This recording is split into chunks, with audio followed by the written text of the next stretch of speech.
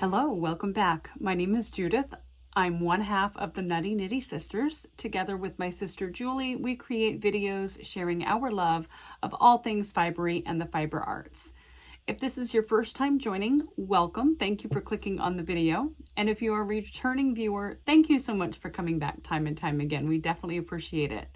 If you haven't subscribed yet, please consider clicking the subscribe button. It doesn't cost a thing, and we would love for you to join our little fiber community here on YouTube.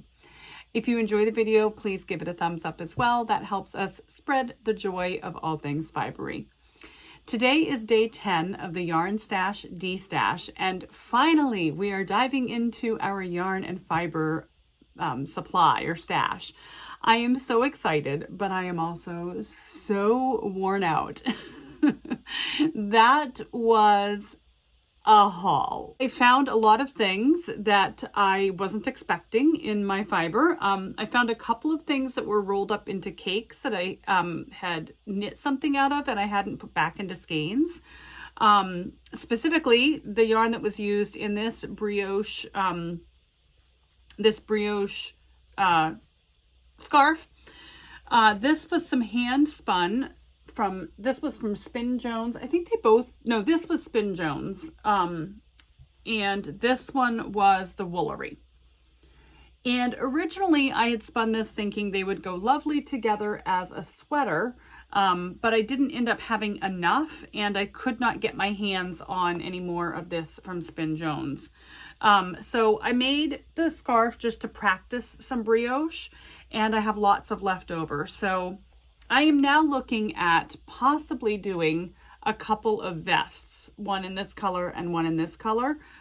There is just under 600 yards here, so I think I might be able to get a vest with the right pattern. So I'm back on Ravelry.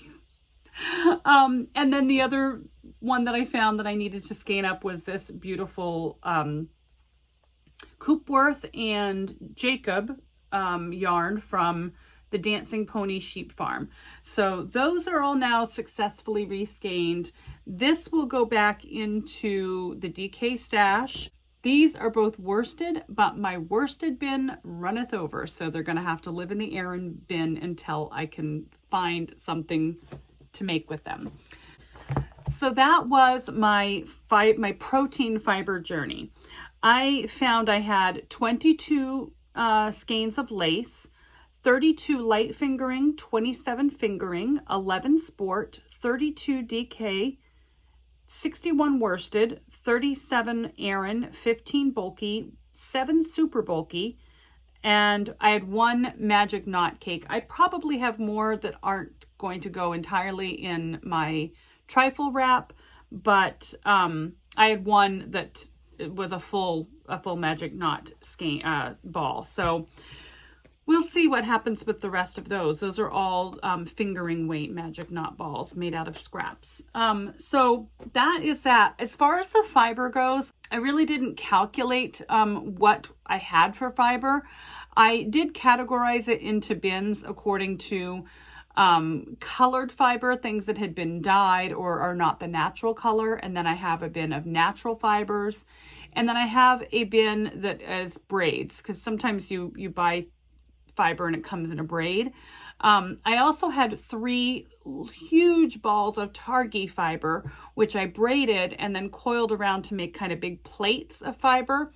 And they fit kind of in the bin a little bit better. I do have one other square bin that has some balls, those big balls of roving. And so I am going to also put those into braids and put them into the bottom of the bin, and hopefully I'll be able to then stack the targhee wool on top. And then the lids can go on everything, and in the closet it does look a little bit better. It's still a lot of things in that closet that I need to address, but for now everything is fitting in there. I also have a bin that is all like Fiber of the Month Club boxes that I used to get. I think there's 4 or 5 of them left that I still need to spin, and a couple of loop bullseye bumps that I absolutely love. So that is my protein yarn and protein fiber all done. And I have gone through Ravelry and accounted for everything. I did have a bunch of yarn that was hand spun, and it's kind of an Aran borderline bulky weight. It was made out of some bats that I got that had a lot of sparkle and a lot of silky stuff in it. I didn't spend enough yardage in order for me to use it for a particular project, and the yarns aren't cohesive enough to really, in my opinion, go together to make anything. So I do have a pattern that I'd like to make some little basket bowls. And I think those would be nice for like yarn cozies, or, to put your candle in, something like that. So I think I'm going to make up a bunch of those and just kind of see what happens with them. And if they're cute, I may give them away for gifts. There's a lot of colors that are like green and red and silver that might be a nice little holiday gift next year. So that's probably what's going to happen with those, but they are not on Ravelry because I didn't know what I didn't know when I spun them. I have no idea what the yardage is. The weight of them is probably a little wonky. So I think baskets, little cozies are going to be the best use of those. So other than that, everything is on Ravelry. Everything's accounted for, and I'm well pleased. Let's take a quick tour of all of the yarny bins. So here is my yarn bin setup. I did want to have all of these cubicles yarn, but I had too many tools and I needed somewhere to put them. So they're living there unless I can find something else to do with them eventually. This bin is all undyed Briggs & Little or Nomad yarn, and it's all things that either I'm going to use it as just natural yarn or I'm going to dye it at some point. This is where all of my lace weight lives. So there's lots of color down in there somewhere. We haven't gotten there. That's another day. This is my fingering weight. This is the magic knot yarn cake I talked about. Lots of sock yarn Regia there. All of my bins have a lavender, or this one has lavender and rosemary and clove. So all of them have some good pest deterrent in there.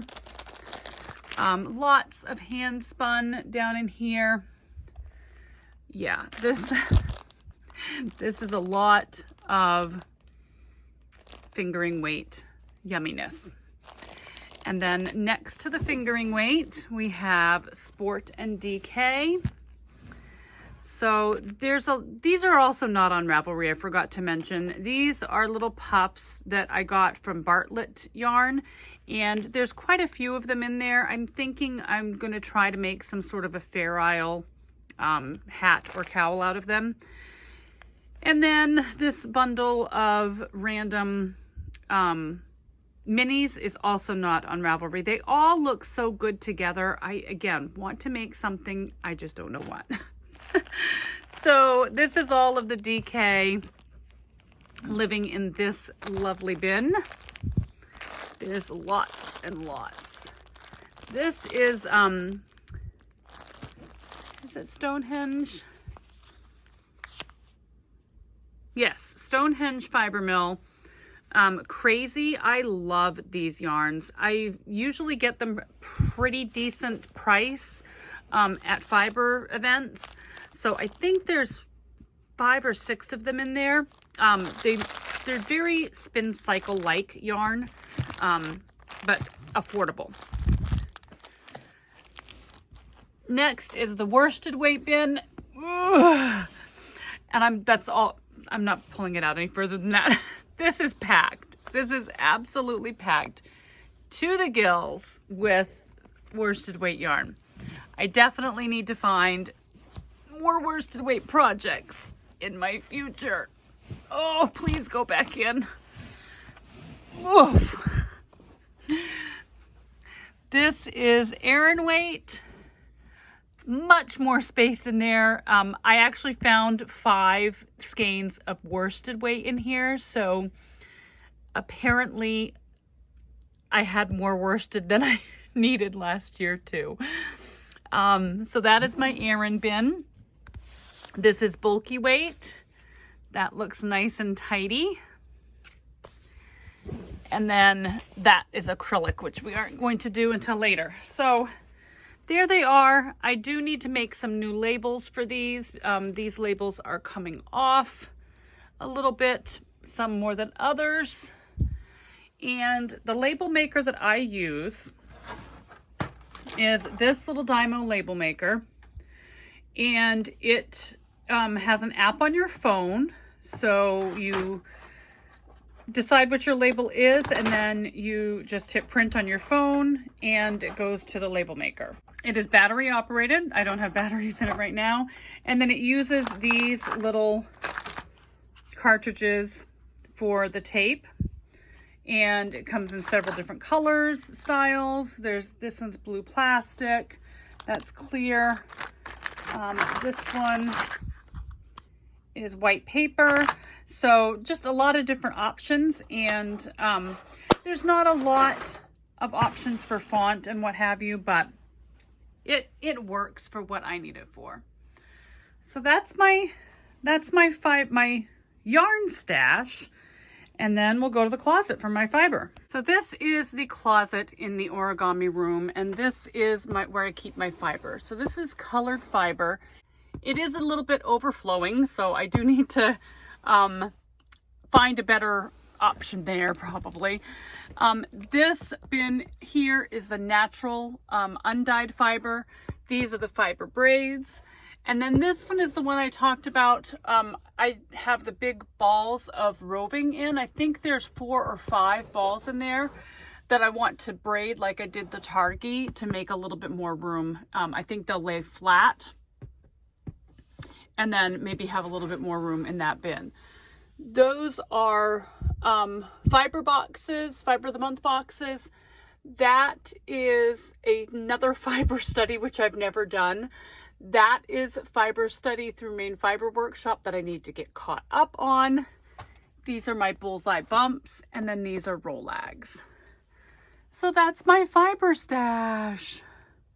The only thing that's not in here is non-protein fibers, because I'm assuming that we are going to get to those eventually. That was a big undertaking, and I realized I have a lot more spinning fiber than I thought I did, and I can't spin it because I have no room to put it in my yarn bins. So I've got to get to knitting. Let me know what your challenges are in your organization. Do you have the same struggle? Do you have a set space for your yarn and just can't possibly cram any more in there? Do you spin as well and have challenges with what do I do first, knit or spin? Please talk in the comments. I'd love to hear your thoughts and ideas. And I'm so glad you joined me. I hope you are enjoying this, and I will see you tomorrow. Bye.